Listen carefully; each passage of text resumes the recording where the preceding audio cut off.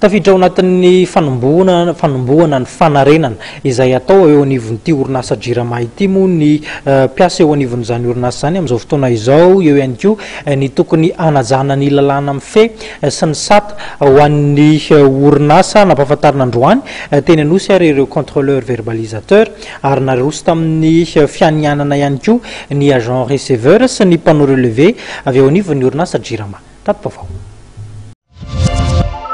Efatra amby telopolo mianadahy ireo contrôleur verbalisateur nampahafantarina androany teny amin'ny plan Anosy.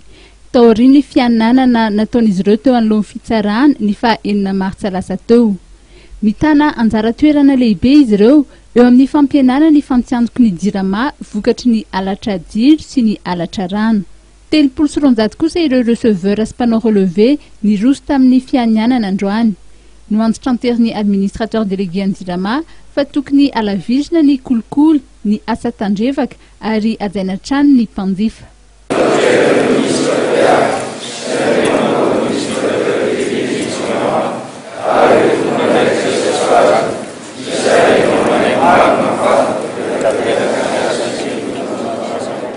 Le fanekena nataon'ireo releveur sy agent de recouvrement ireo zany dia famerenana amin'ny toerana tokony isy azy ireo mpiasa ireo ary famezam-boninahitra azy ireo raha teo satria maro ny fitarainana zay re sy tsapa tao ao any amin'ny hoe somary tandrevaka na zavatra atao amin'izao fotsiny natao hoe opifa zany ny filazany zareo azy tato amin'ny Jirama ataon'ny sasasasany tsirairay manao kanefa ny Jirama ray manontolo no mahazo loza ao anatin'ilay izy. Nasiany tale général ny Jirama teny ihany koa ny mikasika ny fametrahana ny atota taratasy ho an'ireo izay maniry ny ho tale général ny Jirama. Ohatra mbola miandriandry fara moa tsika malagasy dia zatra an'io fa dia io efa manodididina ny valo voaraiko tao tamin'ny farany taloha nandehanako nanao